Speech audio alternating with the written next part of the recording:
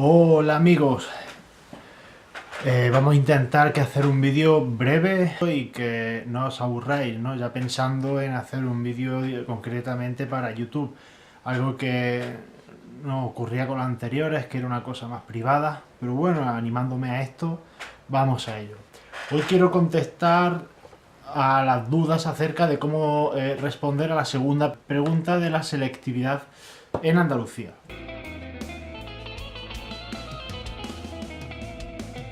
La segunda pregunta dice: explique la intención comunicativa del autor, vale medio punto, y comente dos mecanismos de cohesión distintos que refuercen la coherencia textual, y eso vale un punto. Bueno, pues esto es muy sencillo. La primera parte, explique la intención comunicativa del autor. Cuando uno tiene una intención, ya sea comunicativa o no, es una intención de hacer algo. Por tanto, estás pensando en una acción siempre se expresa en forma de verbo y por tanto, si vamos a identificar la intención comunicativa del autor, vamos a hacerlo con un infinitivo. El infinitivo es la forma verbal, no personal, que nos está identificando una acción, un estado, un proceso, pero que está, digamos, dentro del emisor. El emisor quiere hacer algo, comunicar simplemente, convencer, puede ser persuadir, puede ser ordenar, puede ser... Por tanto, es muy fácil. La respuesta a una pregunta de este tipo, en principio, es muy fácil. Un periodista, un artículo de opinión, lo que quiere hacer, intentar convencernos o acerca de la culpabilidad de alguien en un juicio. Dependerá del artículo, el receptor, en este caso el lector alumno durante la prueba, tiene que identificar qué quiere hacer, ¿no? Vamos a ver también un caso que hace que sea más difícil esta pregunta.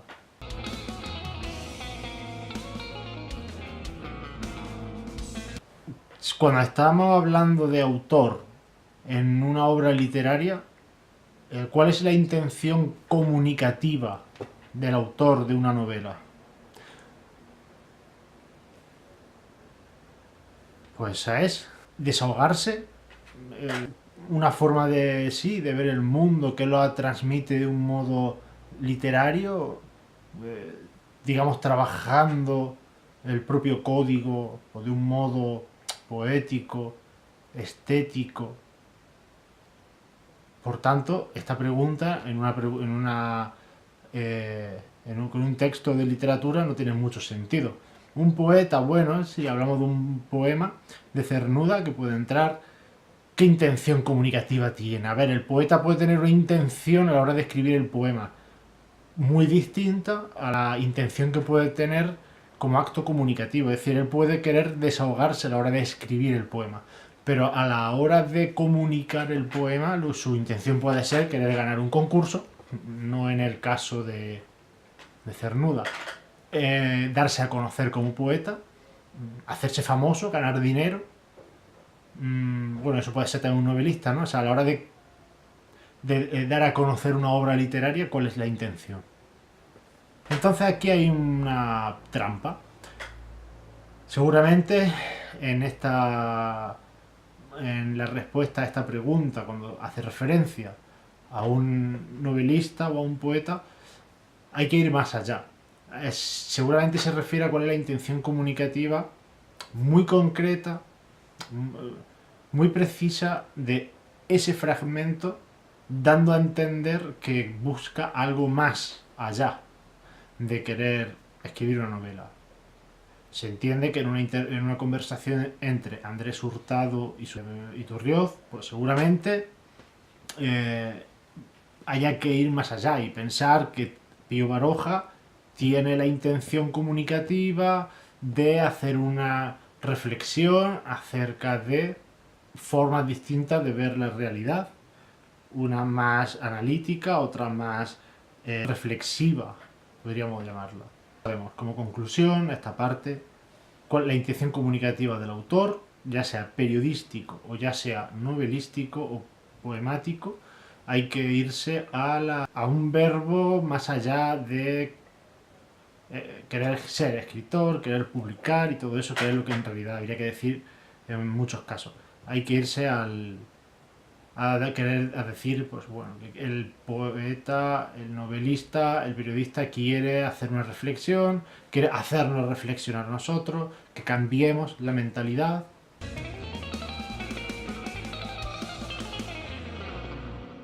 Segunda parte. Comente dos mecanismos de cohesión distintos que refuercen la coherencia textual.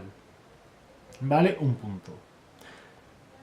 Bien, en primer lugar, la coherencia textual son las interrelaciones semánticas que hay dentro de la obra, del fragmento, del texto del que se está analizando. Y esos contenidos y esos significados se relacionan entre sí a través de unos mecanismos de cohesión que son, bueno, pues hay una lista más o menos extensa y de la que hay que seleccionar dos que estén presentes, dos distintos que estén presentes en el texto del examen. Hay que tener en cuenta que la comunicación humana va a establecerse a través de textos que son unas realidades lineales, son unos signos complejos lineales en el tiempo y en el espacio. La cohesión se va llevando a cabo conforme se va emitiendo el mensaje.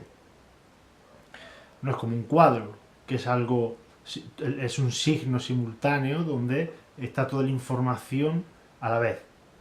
Ya es cosa tuya que te vayas fijando en una cosa o en otra. Pero en un texto tenés que esperar a llegar al final para poder volver atrás y reinterpretar si hace falta.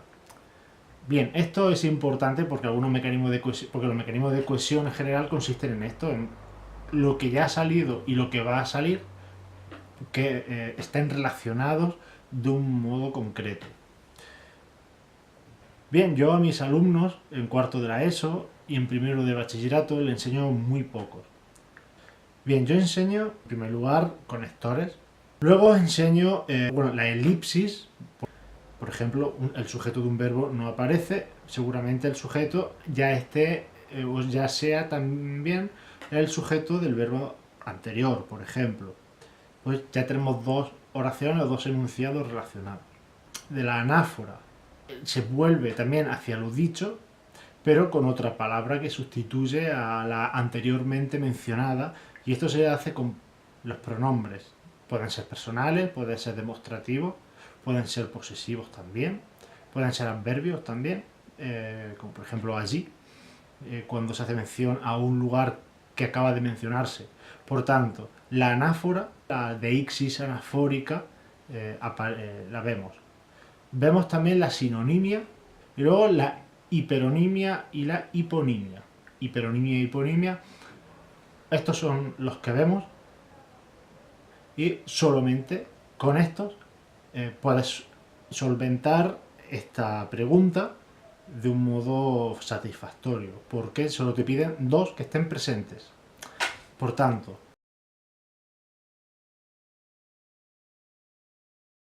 es muy fácil encontrar mecanismos de cohesión.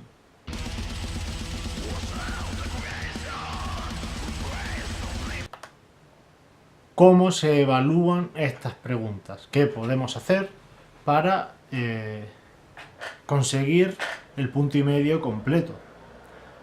Bien, los criterios específicos de corrección indican que el alumno podrá obtener hasta 0,5 puntos si explica adecuadamente la intención comunicativa del autor.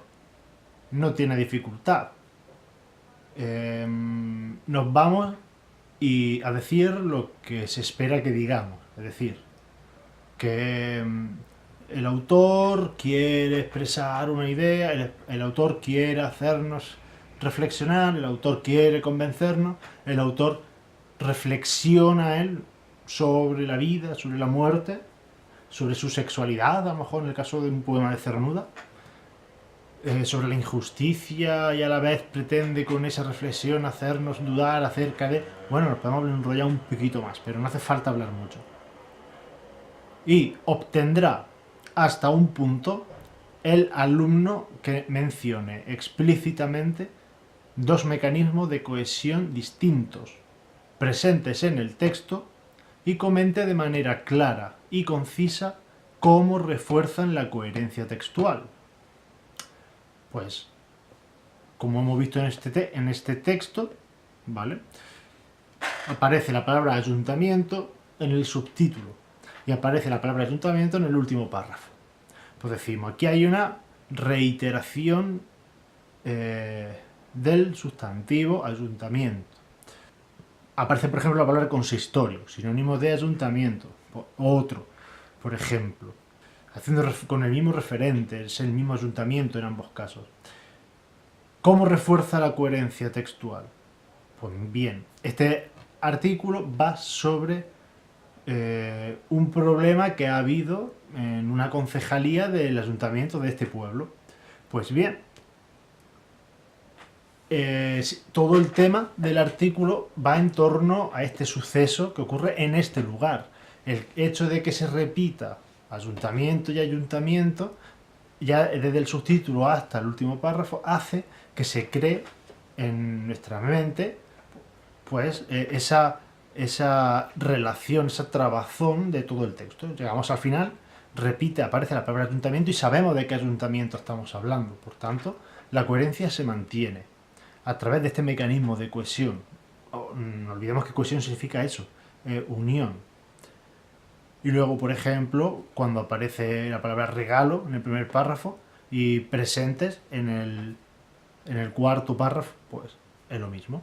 O sea, es decir, hay un tema, que es el tema de los regalos desafortunados que se entregan.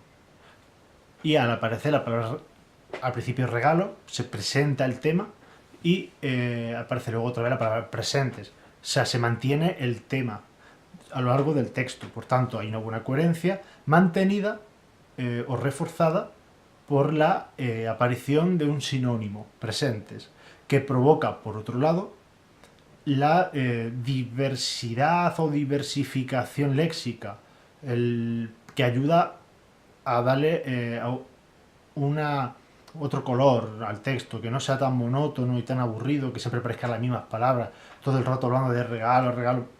No olvidemos que el tema es el de los regalos. Si el tema de los regalos, esa palabra va a aparecer mucho. Si todo el rato aparece la palabra regalo, llegará un momento en el que nos aburramos de escuchar la palabra regalo.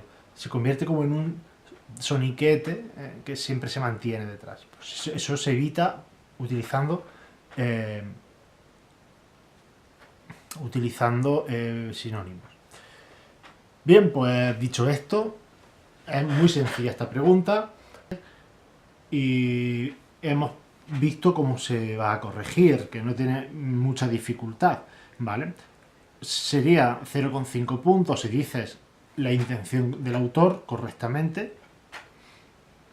Y en segundo lugar tendrás otro medio punto por un mecanismo de cohesión que digas explícitamente, es decir, sinonimia, esta palabra que está en esta línea y esta palabra que está en esta otra línea.